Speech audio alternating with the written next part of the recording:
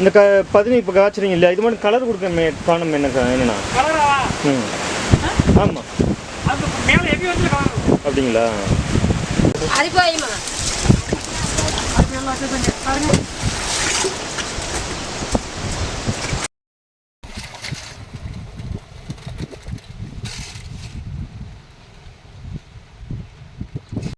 நம்ம இப்போ பதினியை வந்து காய்ச்சி எடுத்துட்டீங்க.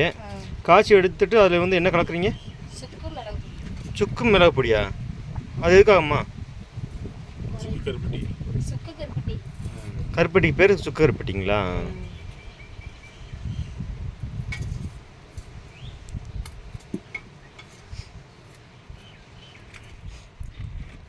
இது வந்து ஆகுதுக்கு எவ்வளோ நேரமாக கலக்குறீங்க?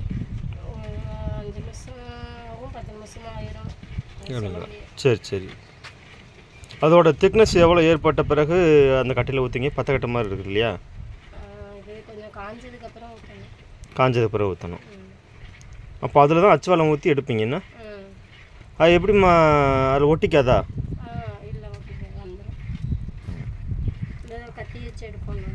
அப்படிங்களா? சரி.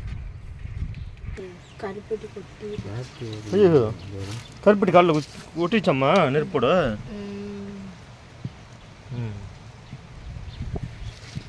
ஊசி போட்டீங்க? எவ்வளோ நாள் ஆச்சு ஊசி போட்டு? ஒரு வாரம் ஆச்சா? ஆச்சு. இப்போ ஓரளவு இன்னும் ஆறாமல் இருக்குமா? இதோட எப்படி வேலை பார்க்குறேன்?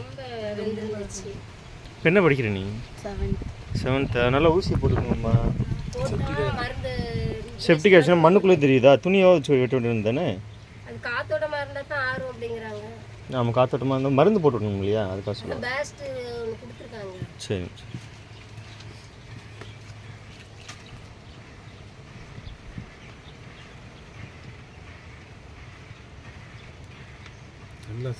இப்போ நீங்கள் வந்து இங்கே வந்து வேலை பார்க்குறீங்க என்னம்மா? மாத சம்பளமா இல்லை எப்படி? டெய்லி சம்பளம் தான். வேலை இல்லைண்டா இல்லையா? சம்பளம் கிடையாது. வேலை இருந்தால் சம்பளம். ஒரு நாளைக்கு ஊதியமா? நான் இப்போ வந்து வேலைக்கு தாக்க நான் பார்த்துக்குவேன். இந்த வேலைலாம் இருந்துச்சு. இந்த வேலை சுற்றி கருப்பட்டி வேலை பார்க்குறோம்னா 450, 500, 1000 வரைக்கும் சம்பளம் வாங்க தான் செய்வோம். அந்த பதினியை மட்டும் காய்ச்சிட்டு போனோம்னா 200, 300. இந்த பதினியை மட்டும் காய்ச்சினாவா?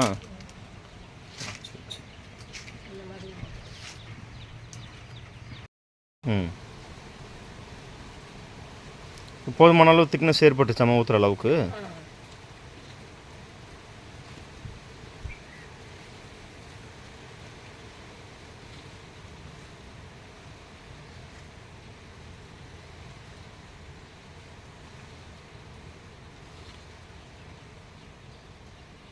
பாப்பாவுக்கு இப்போ எவ்வளோ நாள் அனுபவம் இருக்குது? பாப்பாவுக்கு எவ்வளோ நாள் அனுபவம் இருக்குது? இப்போ வேலை எல்லாம் பார்க்குறாங்களே இல்லை வேலை சின்ன வயசுலேயே?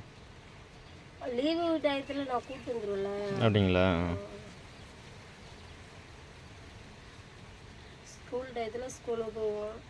லீவு டயத்தில் கூப்பிட்டு வந்துடுவேன். அவங்க ஒத்தையில் தான் இருக்கும். ஒரு பாப்பா தான்.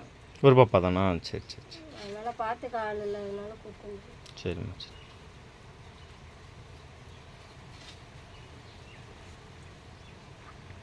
அம்மா அப்பாலாமா? உங்களோட அம்மா அப்பா? எனக்கு அம்மா அப்பா இல்லை. ஐயோ, அந்த பிள்ளைக்கு அப்பா இல்லை. ரொம்ப கஷ்டமான சூழ்நிலை தான் இந்த இப்போ வேலையெல்லாம் பார்க்குறீங்க என்னம்மா? நம்ம உழைச்சா தான் நம்ம சாப்பிடலாம். கண்டிப்பாக கண்டிப்பாக. அதில் இந்த அனலில் நிற்கிறது ரொம்ப கஷ்டமான வேலை தான்.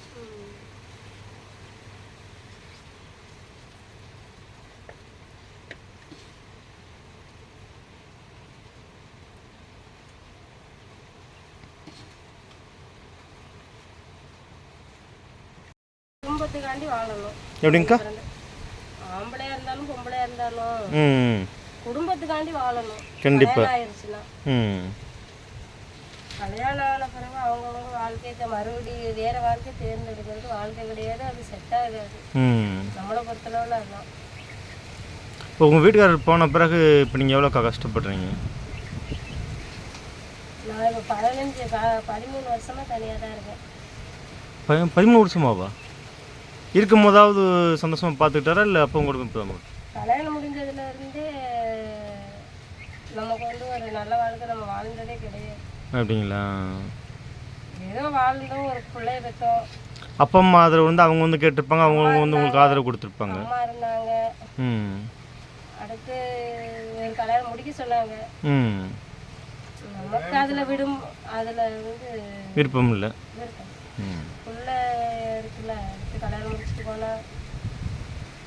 இப்போ அந்த மாதிரி குடும்பத்தை குழந்தைய கூட பார்க்காம இப்போ வீட்டு அடுத்தாலோட ஓடுறாங்க இல்லையா, அவங்கள பற்றி நீங்கள் என்ன நினைக்கிறீங்க? அவங்க மனுஷனே இல்லைன்னு நினைக்கிறேன். கண்டிப்பாக்கா. புள்ளியை பெற்ற பிறகு அவங்க வாழ்க்கையை தேடுறாங்க. அவங்க வந்து அவங்கள பற்றி நம்ம பேசுறதே வேஸ்ட். கண்டிப்பாக கண்டிப்பாக. கல்யாணம் முடிச்சு புள்ள பெற்றாச்சுன்னா பிள்ளைங்களுக்காண்டி வாழணும்ல. கண்டிப்பாக்கா. அடுத்து எனக்கு வாழ்க்கை இல்லை, நான் கல்யாணம் முடிச்சு விடுறேன் அப்படின்னு சொல்கிறது வாழ்க்கைக்கு செட் ஆகாது. என்ன தம்பி சொன்னீங்க? எதை சொன்னீங்களா சொல்லுங்கள். ட்ரெஸ்ஸு 5 படிக்க போகுது, நான் கல்யாணம் முடிக்காமல் இருக்கேன் அப்படின்னு சொல்கிறாப்புல. சரி சரி.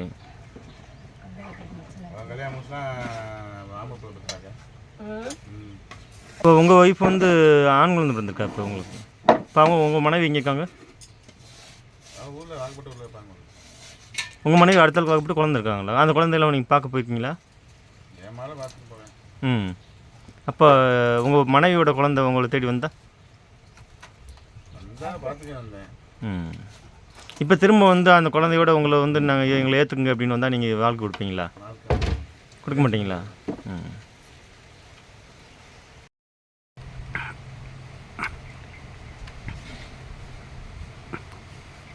சேர்ந்துன்னு தேவைன்றதுக்காக செருப்பை கழட்டி போட்டு வேலை பார்ப்பா.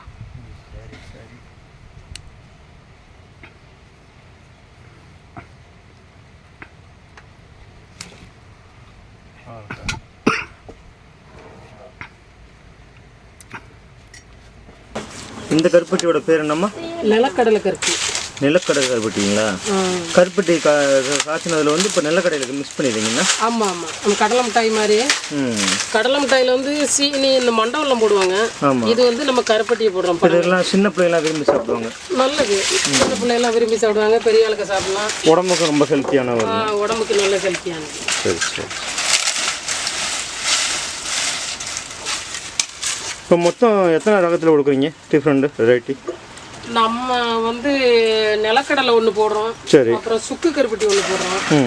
அதுக்கப்புறம் நம்ம ஒரு 11 வகையான நாட்டு மருந்து போட்டு அது ஒரு கருப்பட்டி போடுறோம். சரி. 11 வகையான நாட்டு மருந்துங்களா? ஆமாம், 11 வகையான நாட்டு. அதில் என்னென்ன நம்ம கலக்குறீங்க? அதில் வந்து சுக்கு, மிளகு, ஏலக்காய், வால் மிளகு, சித்திரத்தை, திப்பிலி, சரி, நறுக்கு முளம், அதிமதுரம், இந்த மாதிரி ஒரு மல்லி போடுவோம், ஏலக்காய் போடுவோம். அதில் ஒரு 11 வகையான மருந்து போடுவோம். 11 வகையான மூலிகைகள் போட்டு ஒரு கருப்பட்டி போடுறீங்க. அப்போ மனிதர்களுக்கெல்லாம் வந்து எந்த நோய்களுமே வராது வரைக்கும் அதிக முன்னாடி சாப்பிட்டோம். வராது. பெண்களுக்குலாம் அது வந்து ரொம்ப நல்லது. இப்போல்லாம் வந்து நீர் கட்டி அது இதுங்கிறாங்கல்ல. ஆமாம். ரெகுலராக சாப்பிட்டு வரும்போது அந்த மாதிரிலாம் எந்த பெண்களுக்கு வந்து ரொம்ப நல்லது என்னம்மா? ஆமாம், பெண்களுக்கெல்லாம் அது நல்லது. குழந்தை பெற்றவங்கெல்லாம் சாப்பிட்டாங்கன்னா அது நல்ல கெருப்பு போய் சுத்தமாகும். சரி. இளம் பெண்கள் சாப்பிடலாம். இளம் பெண்கள் சாப்பிட்டா அந்த நீர் கட்டி பிரச்சனைலாம் வருதுல்ல. ஆமாம், அதெல்லாம் வராது. அப்படிங்களா? மாதம் மாதம் பெண்களுக்கு மாத விளக்கு வந்து நல்லா ஃப்ரீயாக போகும். ஆரம்பத்துல இருந்து சாப்பிட்டு வந்தா எந்த நோய்களும் வராது. அப்படிங்களா?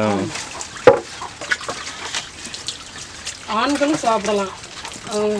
ஆண்களுக்கு வந்து எந்த அளவுக்கு நல்லதுமா?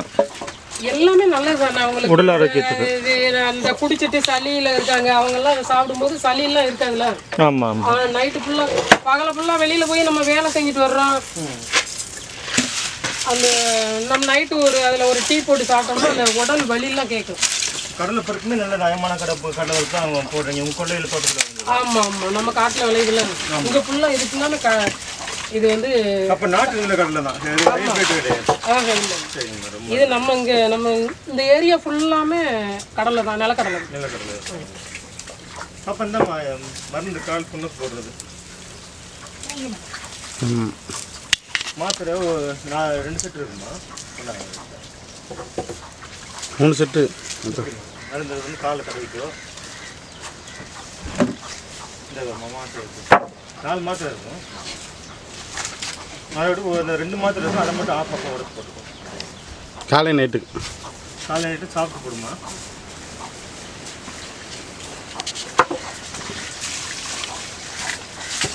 இப்போ இதுவும் அதே 5 நிமிஷம் காய வச்சா போதுங்களா? அப்படி ஆமாம், 2 நிமிஷம் தான். அதான் 5 நிமிஷத்தில் எடுக்கணும். ஊற்றலோடனே எடுக்கணும்.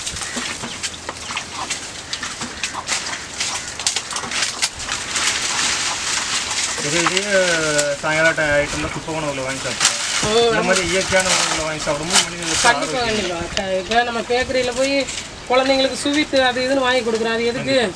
இதை சாப்பிட்டா இயற்கையானது. இப்போ ஏகப்பட்ட வினிகர்கள் அதிகமாக சேர்த்துறாங்க. ஆமாம் ஆமாம். இப்போ உரச்சத்து உரம் போடாமல் வர்ற ஒரு பொருள் அப்படின்னு கேட்டிங்கன்னா இந்த பனங்கிழங்கு, நொங்கு, இந்த கருப்பட்டி தான். ஏன்னா இதுக்கு உரமே போட முடியல, கெமிக்கலே போட முடியல. இப்போ இருக்கிற சூழ்நிலையில் வந்து கெமிக்கல் இல்லாமல் வர்ற ஒரே பொருள்னா அது கருப்பட்டி, பனங்கிழங்கு, நொங்கு தான். பனைமரத்துலேருந்து வர அனைத்துமே கெமிக்கல் தேவையில்லை. அதுக்கு உரம் போட மாட்டோம்ல, மரபணு மாற்றமும் எதுவுமே கிடையாது. இயற்கையான உணவுன்னு இப்போ சுத்தமான உணவுன்னு பார்த்தா இது ஒன்றை தவிர வேற எதுவும் இல்லை. மற்றதில் எல்லாமே எல்லாம் போடுறாங்க. பாருங்க, எல்லாருமே பார்த்து மரபணு மாற்றம் பண்ணாத ஒரே பொருள் பனைமரம் தான். அதில் விளையக்கூடிய அனைத்துமே சாப்பிடுங்க.